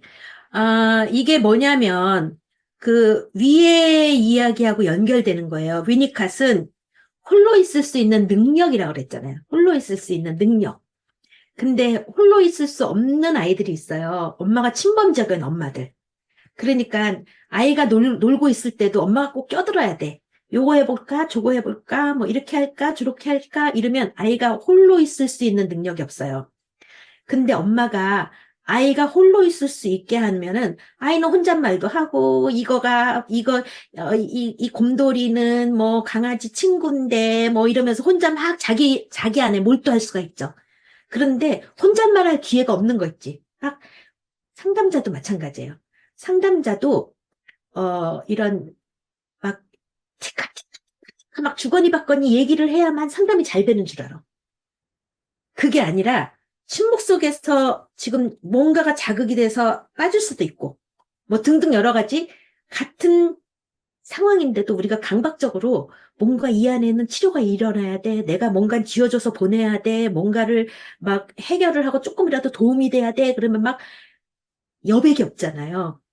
근데 내담자가 뭔가 자극됐을 때 홀로 있을 수 있는 거. 그것도 되게 중요한 거죠. 수많은 말풍선들이 안에서 오고 가잖아요. 그러다가 나한테 할 수 있는 거. 응. 그러니까 우리가 때로는 내담자들이 딱 침묵을 지킬 때 그거를 저항으로 생각하는 게 아니라 저 안에서 많은 말풍선이 오고 가고 있구나. 그걸 존중해줘야 되겠죠. 그 불안한 사람은 만약에 이제 상담자가 이렇게 내담자가 하는 얘기에 대해서 굉장히 이렇게 깊이 있게 생각을 하고 있으면 불안해하는 내담자들이 있어. 특히 강박증 환자들은 선생님 왜 내 눈을 안 봐요? 이렇게 되고 조금만 코로나 때문에 의자가 뒤로 가도 이거 너무 먼 거 아니에요? 그리고 막 테이블을 막 당겨갖고 막 가까이 온다든가 이런 건 되게 강박적인 경우에 그렇게 하거든요. 그러니까 뭔가가 그 불안 강도가 높으면 높을수록 항상 뭔가가 주시하고 있어야 돼. 홀로 있을 수 있는 능력이 별로 없어요. 특히 강박적인 사람들은 CCTV 어머니인 경우가 많거든요. 항상 이래라 저래라 이렇게 해라 저렇게 해라 해갖고 뭐 이렇게 하면 안 되지 저렇게 하면 안 되지 막 실패 뭐 이런 것 때문에 그런 경우가 있기 때문에 그 내담자들 경우에는 상담자한테도 CCTV 역할을 해요. 선생님 스타킹을 내렸어요 라든가 뭐라든가 뭐 굉장히 CCTV 역할을 하거든요. 그런 식으로 위에 있는 얘기와 같이 연결되는 거예요. 위니캇은 홀로 있을 수 있는 능력이 있어야 된다. 그럴 때 엄마에 대해 잊어버리고 자기 탐험에 몰두할 수 있기 때문이다. 자기 탐험에 몰두할 수 있는 아이는 주변에 대한 편안함이 있으니까. 안정적이니까. 안전기지가 형성되고 안정애착인 아이는 자기한테 몰두할 수가 있는데 엄마가 늘 곁에 없어. 그러면 늘 엄마만 쳐다봐줘. 어디 갈까봐. 살짝 없어지고 그러면 자기한테 몰두할 수가 없어요. 혼잣말 할 기회가 없어. 늘 외부 대상에 집착하고 있어야 되니까. 이제 그 위에 있는 얘기랑 연결되는 얘기예요.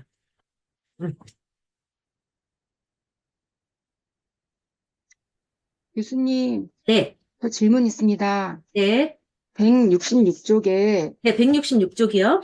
4번, 166쪽에 4번. 4번이, 네, 4번. 네. 읽어보세요. 네, 무질서하게 반응하는 불안, 혼란형 엄마들은 심하게 고통당하는 경향이 있고 자기 자신이 유아기의 학대를 경험한 사람들이다. 자신이 기르는 유아들처럼 그들도 정서 상태나 애착에 일관되지 못한 반응 패턴을 보인다. 이 네. 말을 읽는 순간, 엄마의 그 부적절한 정서 상태와 애착이 치유되지 않은 상태에서 내 아이의 유아기에 그 영향을 미칠 수 있다라고 저는 받아들였거든요.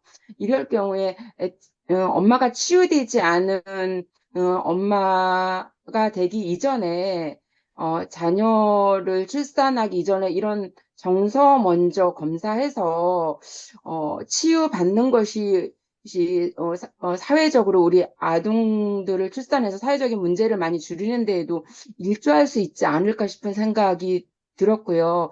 제가 전에부터 느꼈던 게, 물론 지금은 시대적으로 어떻게 흘렀는지 모르겠지만, 산부인과에서 정기적으로 방문하는 산모들에게 이런 교육들을 단계적으로 미리미리 좀 시켜줄 수 있는 그런 코너, 아니면 옆에 어떤 라인으로 센터를 좀 연결시켜서 아이를 출산하기 전에 미리 이런 교육들을 받을 수 있는 어떤 국가적인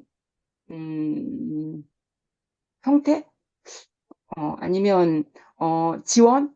이런 것들이 좀 주어지면 어떨까 하는 생각을 해봤는데, 저의 이런 생각이 좀 어떤지 말씀해 네. 주시면 감사하겠습니다. 이런 제가, 사회 시스템을 만들면 얼마나 좋겠어요. 아, 네. 우리가 이제 아기에게서 말하기 책이, 그건 이제 그 책에 제가 전도사인데, 그 책을 보면은 그 불란서의 산부인과 병동에 정신분석 팀이 들어간 거예요. 그 책 혹시 읽은 사람 있어요? 손 들어보세요. 책에 대해서 잠깐 얘기해 보실까요? 실제로 병원에, 예, 그래서 이렇게 그 팀이 들어가서, 관찰했는데, 이제 저는 이제 그 케이스가 되게 강렬하게 기억이 남아요. 이렇게 쌍둥이를 임신했는데, 그 중간에 이제 사산이 된 거예요, 한 아이가. 그랬을 때, 그 아이가 이렇게 출생하면서 그렇게 됐나? 아무튼 그래서 한 아이가, 어, 음, 우유를 안 먹는 거예요.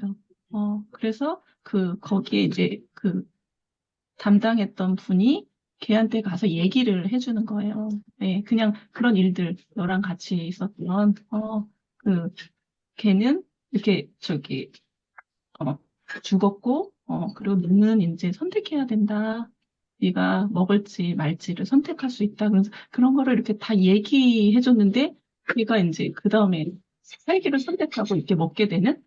네, 그러면서 그 장면이, 그래서 실제로 아기들이 듣고 있고, 네, 그리고 저는 이제 그 책 읽고, 얘네한테 설명해 주는 거? 어떤 연속선상에서, 예, 뭔가 이렇게 끊어졌을 때, 우리 어른들은 얘네가 모를 것이라 생각해서, 이렇게 얘기해 주지 않고 이런 것들이 많잖아요.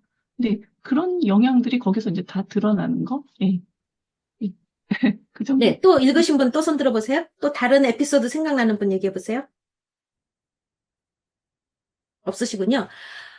그 아기에게 말하기가 뭐냐면, 이제 지금 선생님이 얘기하신 거보다는 하나 더 뒤 얘기예요. 산부인과 병동에 정신분석팀이 들어가는 건데, 아무리 정신분석팀이 들어가려고 애를 써도 오랜 세월 동안 그게 이루어지지 않았어요.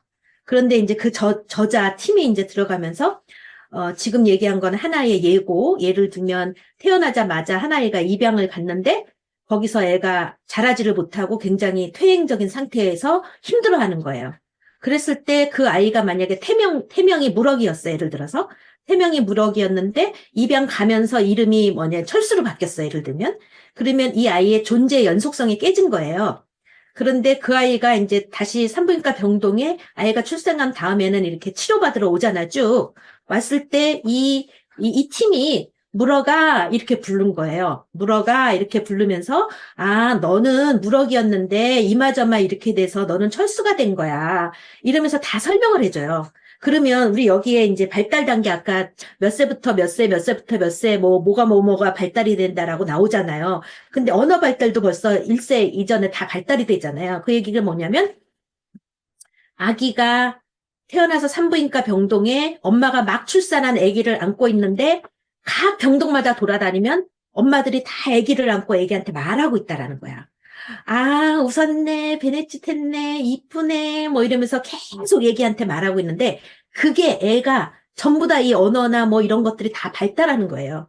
그리고 우리의 소통이라는 거는 의식을 거치지 않고 무의식으로 직접 소통이 된다라는 게 프로이드의 말이잖아요. 그런 것처럼 의식을 거치지 않은 소통이 가능한 거예요.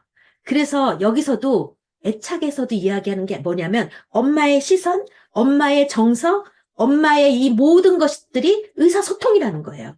그 의사소통으로 자기를 읽어주고 반영해줄 때는 정신화가 가능해서 다른 사람과 의사소통과 공감 능력이 있다라는 게 애착이론이에요.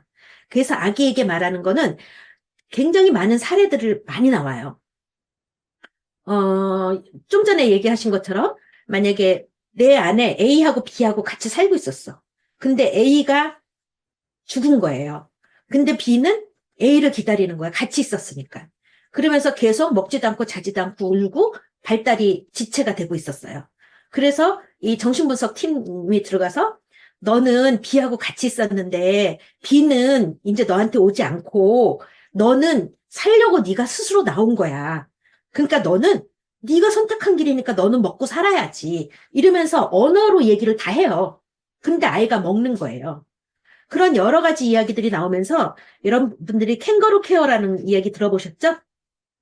캥거루 케어는 아이가 인큐베이터에 들어가잖아요. 그러면 옛날에는 아이가 인큐베이터에 들어가니까 부모님들이 아이를 안아주거나 뭐 이런 걸 못했어요. 그런데 지금 말한 이 팀들이 이 캥거루 케어라는 걸 전 세계에 퍼뜨린 거예요.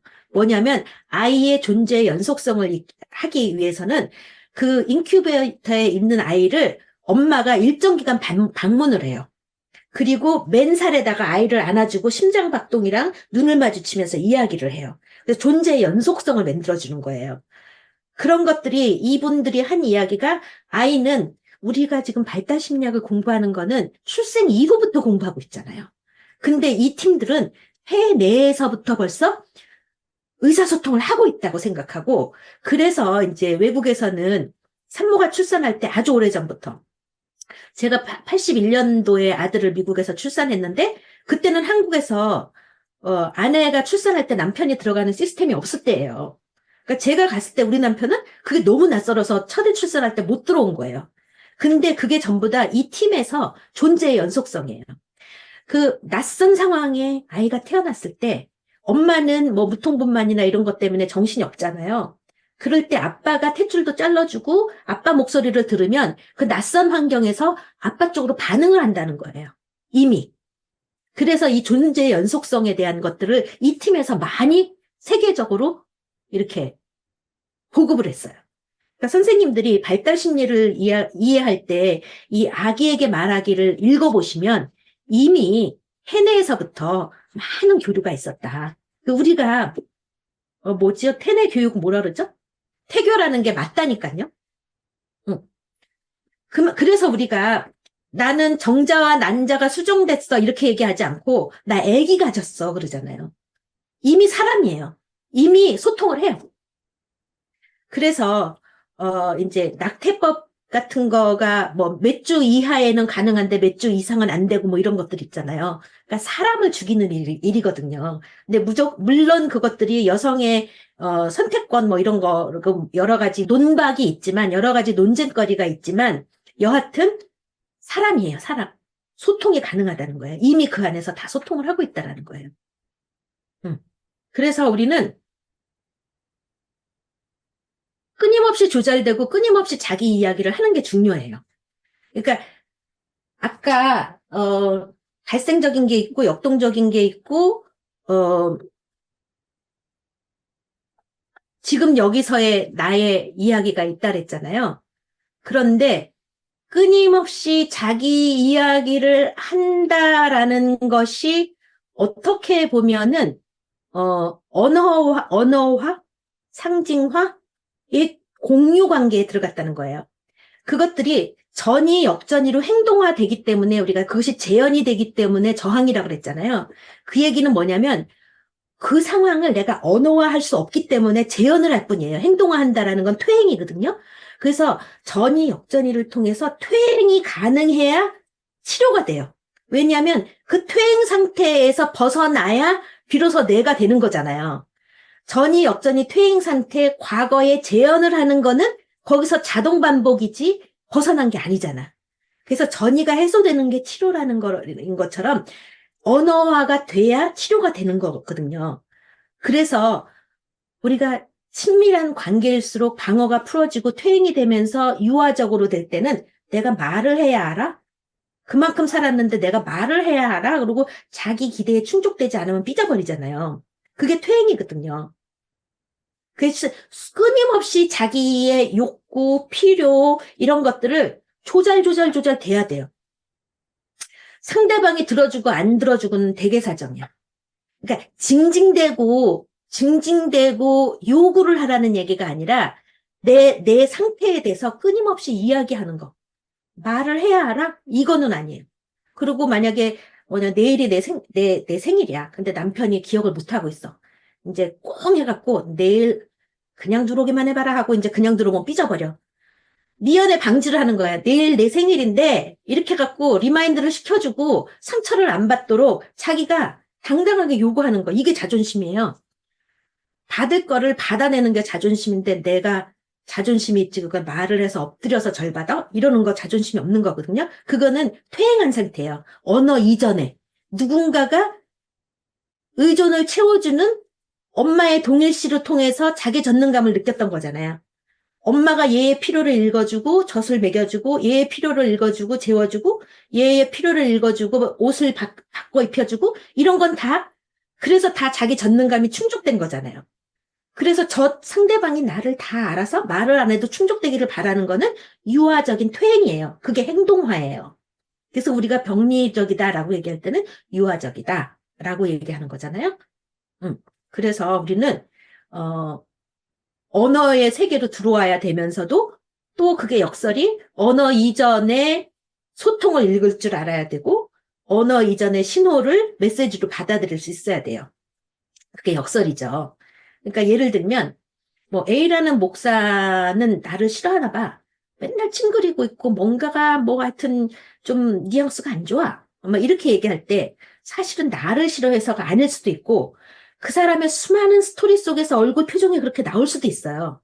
그러니까 나 중심적으로 해석하는 것도 유화적인 거예요. 그분의 입장에서 뭔가가 불편한가? 이렇게 볼 수도 있는 건데 다 나 중심으로 보는 것도 유화적인 거예요. 유화는 다 자기 중심적으로 보잖아요. 그러니까 유화적이다라는 거는 퇴행 상태다, 미성숙하다, 발달이 지체되어 있다 이런 이야기거든요. 그래서 선생님들한테 꼭 읽어보시라고. 아니, 저희한테 오는 사람들은 거의 다 상대가 그렇다고 믿잖아요. 그렇죠. 근데 유아적이다라고 얘기해주고 싶은 이 강렬한 욕구가. 네, 근데 때로는 그 사람의 내가 어느 좌표에 있는가를 아는 게 자기한테 도움이 될 수가 있어요. 그래서 비난하는 말투가 아닌 걸로 유화적인 거에 대해서 알려주는 것도 자기를 보는 방법이거든요. 그러니까 예를 들면 정신분열증 환자한테 정신분열증이라는 뭐 조현병이라는 단어를 쓰면 큰일 나는 것 같이 생각하는데 사실은 이건 감기 같은 병인데 그렇게 병인데 여기서 어떻게 하는 것이 이런 게 뭐 말도 어눌하고 뭐 모도하고 하는 게 정신분열증이 사고장애잖아요. 사고가 안 되잖아요.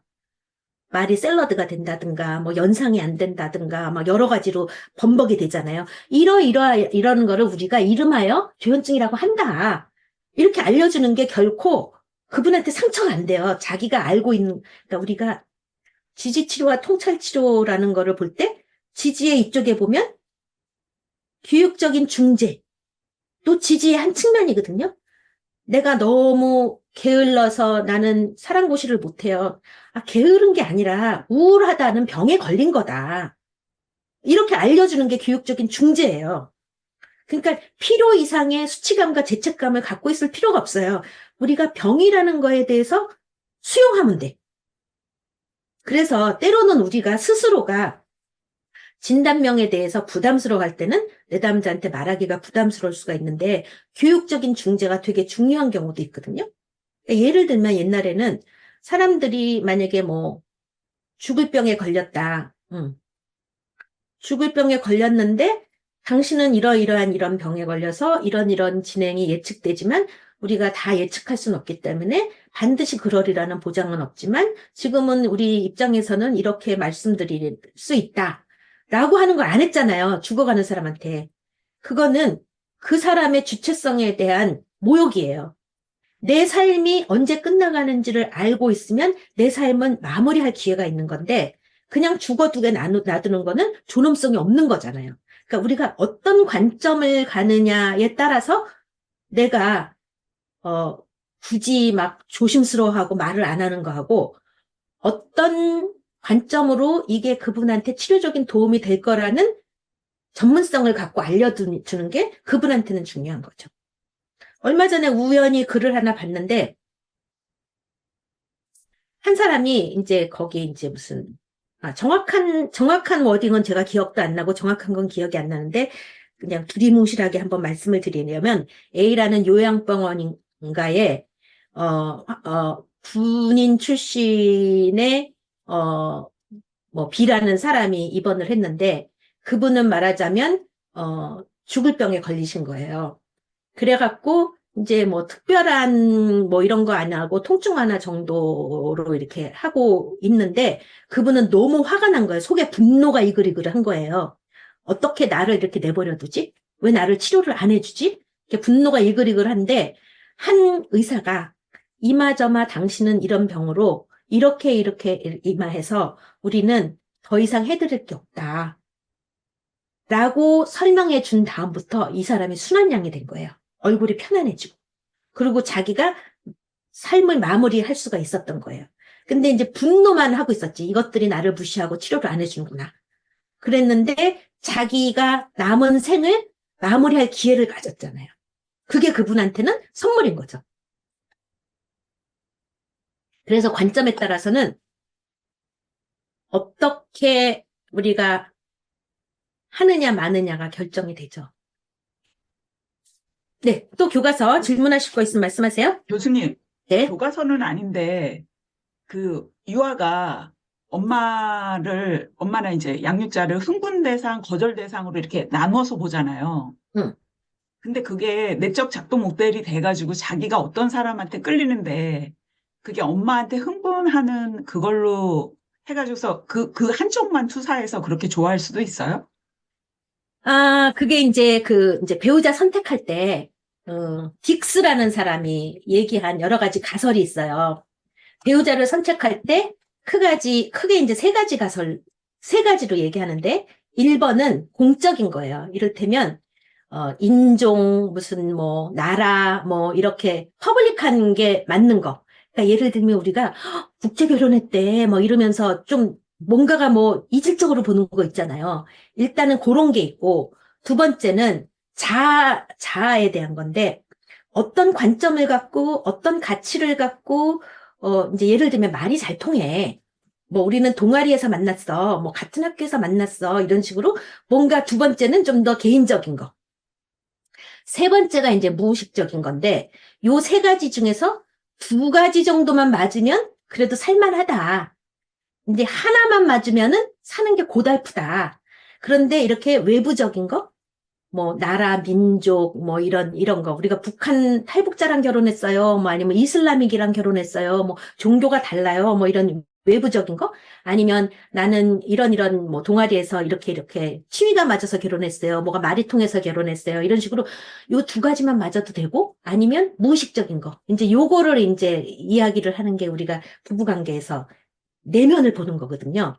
그게 지금 선생님이 얘기하신 페어밴 얘기예요. 페어밴 얘기가 뭐냐면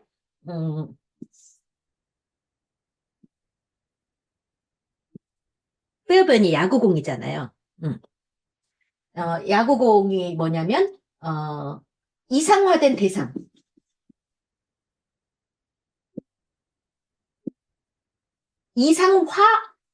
이상적이다가 아니라 이상화예요. 아이디얼라이즈드. 옵젝트. 이상화된 사람, 우리는 항상 나라는 게 따로 있고 너라는 게 따로 있고가 아니라 어떤 너를 만나느냐에 따라서 어떤 나가 결정되잖아요. 그죠?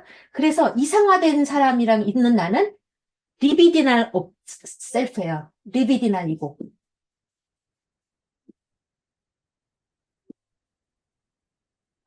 이상화라는 거는 이상적인 게 아니라 저 사람은 나의 뭔가를 충족시켜 줄 사람이라고 내가 이상화하고 본 거예요. 그러니까 나는 항상 뭔가가 채워질 것 같은 꿈을 꾸고 있는 거잖아요. 그러니까 상대방이 되게 유혹적으로 느껴지는 거예요. 뭔가 해줄 것 같은. 이런 사람이 있고, 아니면, 엔티리비디널,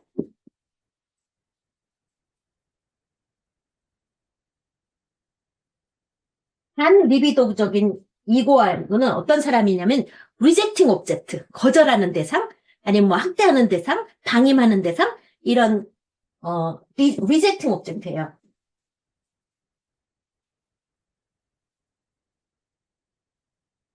한 쌍으로 다녀요. 그런데 이상화된 것도 아니고 리젝팅하는 것도 아니고 이상적인 대상이 가운데 있어요. 이상적인 대상. 이상적인 대상은 뭐예요? 굉장히 좋은 면도 있지만 한편은 나쁜 면도 있고 현실적으로 굿이너프하다. 이거 이상적인 거죠. 우리가 이상화된 거는 너무나 좋은 걸로 콩깍지가 씌워버린 거예요. 아, 저 사람만 만나면 나는 저 푸른 초원 위에 그림 같은 집을 짓고 살 수 있을 거야. 라는 유혹적인 대상이죠. 그러니까 내가 안달이 나는 거잖아요. 텐탈라이징이 되는 거예요. 요런 대상하고 사는 거는. 근데 여기서는 저 사람은 나를 항상 거절해. 저러다가 나를 떠날 거야. 나는 폭력을 당할지도 몰라. 이러면서 반리비도적 자기와 리젝트 옵젝트가 있는데 이상적인 대상은 비록 때로는 나를 좌절시키기도 하지만 대체적으로 참 나한테 좋은 사람이야. 이런 게 이상적인 거예요. 이상화된 게 아니라. 그럴 때 발달하는 이거는 센트럴 이고, 중심자.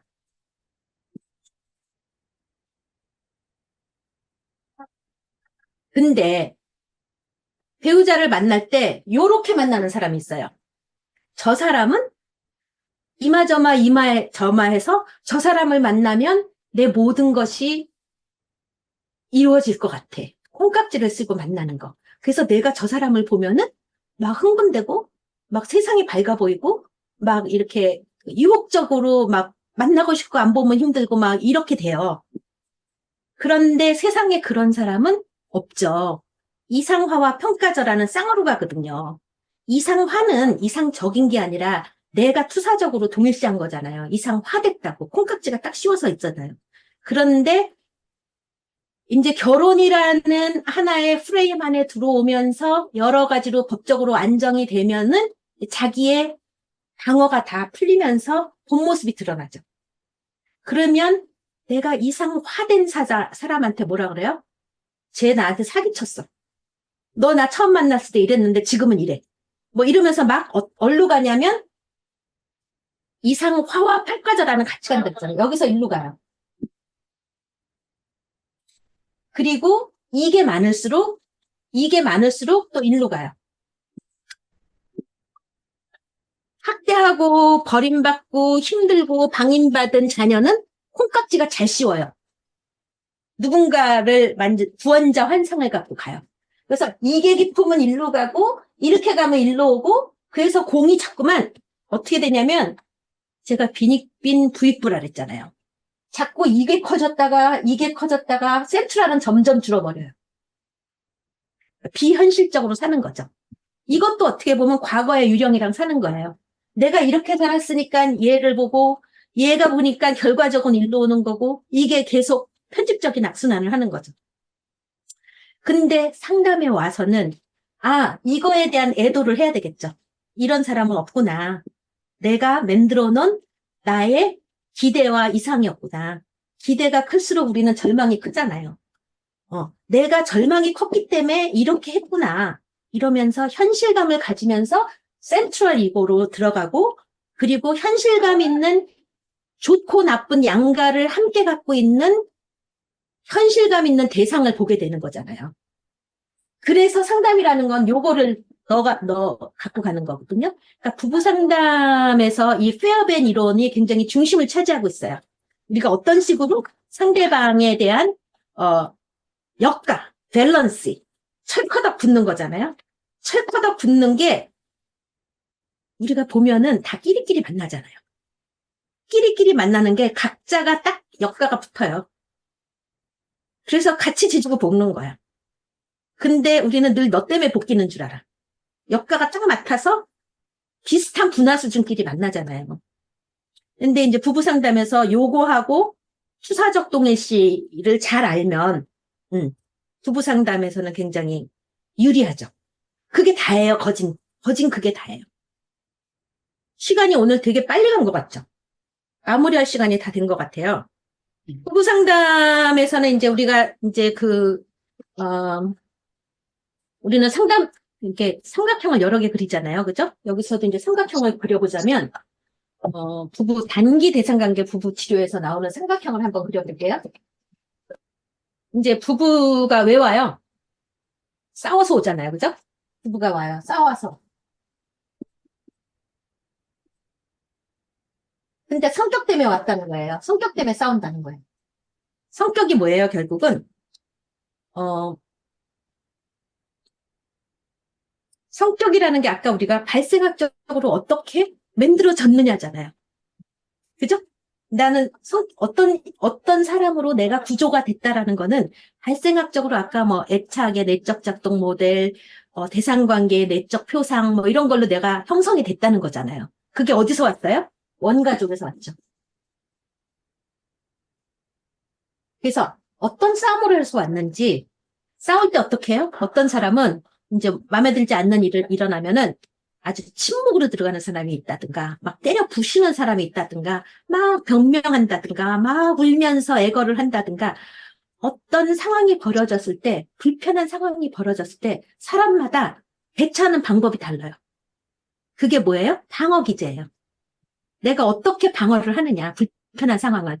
폭력적으로 억압을 하고 압제를 시키느냐, 아니면 철수하고 고립되면서 수동 공격을 하느냐, 뭐 등등 변명을 하면서 합리화를 시키느냐, 내가 불편한 상황에 어떻게 대처하느냐, 그게 그 사람인 거예요. 그게 퍼스널리티예요.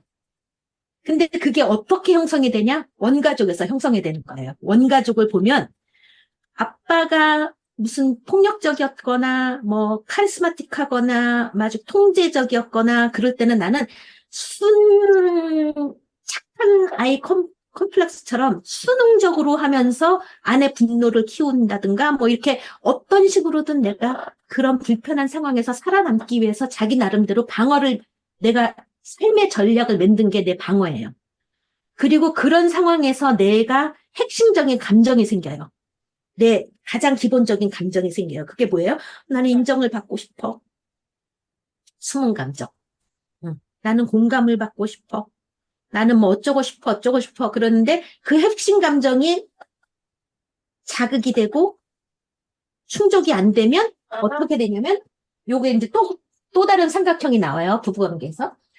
뭐가 나오냐면 숨겨진 감정이 있어요. 이게 굉장히 무의식적으로 감정이 있는데 우리는 숨겨진 감정, 인정받고 싶어, 뭐 공감받고 싶어, 배려받고 싶어, 나의 잠재력을 뭐 이렇게 실현시키고 싶어 등등 내 거가 있는데 그거는 깊이 숨겨져 있어요.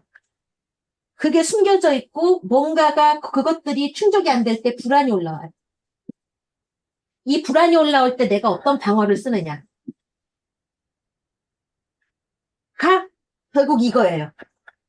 이 두 가지를 갖고 원가족을 탐색해서 어떤 방어가 원가족에서 숨겨진 감정과 어떤 불안이 올라왔을 때 어떻게 방어를 했느냐. 이게 결국은 이 캐릭터잖아요. 이 두 가지 삼각형을 갖고 부부치료를 하는 거거든요. 그게 단기 대상관계 부부치료의 핵심 삼각형이에요. 두 개. 근데 이것들이 전부 다 어떻게 보면 아까 얘기한 내가 여기서 경험한 것들을 네가 그런 것처럼 자꾸 투사적 동일시를 해서 반복을 해요. 우리 부모가 폭력적이었을 때 남편이 조금만 화내면 폭력적일까봐 막 방어를 한다든가. 아니면 내 부모가 엄청 침범적이고 잔소리가 심했는데 아내가 한마디만 하면 바로 아내가 엄마 얼굴로 보이는 거야. 그래서 잔소리에 민감하게 군다든가. 이런 것들이 아까 같이 암묵적인, 무의식적인 몸에 밴 불편함에 대한 방어예요. 그런 것들이 지금 여기서 반복되고 있어요. 그래서 그것들을 찾아가는 게 부부 치료의 단기 대상관계 부부 치료. 그래서 도노반의 단기 대상관계 부부 치료가 요 삼각형 두 개가 교해요. 본래 부부 치료라든가 대상관계 치료라는 게 오래 걸리잖아요. 오래 걸리는데 이 단기 대상관계 부부 치료는 20회기 남짓으로 하는 거를 목표로 삼아서 5단계로 이렇게 하고 있어요. 그거는 또 다른 한 학기 분량이에요. 지금은 이제 핵심만 설명드린 거고요. 네. 한 분만 더 얘기하시면 끝날 것 같아요. 그래서 오늘 수업 중에서는 응. 나는 너가 있기 때문에 내가 있고 내가 너로 인해서 내가 규정되고 응. 그런 것들이 되게 크게 막 울림이 되었어요. 그래서 저 개인적으로 그런 관계들 속에서 나를 또 탐색하고 우리는 이렇게 계속 끊임없이 성장하고 그 관계 속에서 그 애착 속에서 성장했을 때 비로소 이제 완전한 성장은 없지만 성장을 향해서 나아가는 이런 모임들이 참 세상 좋다라는 생각을 좀 했었어요, 오늘은. 네. 수고 많으셨습니다.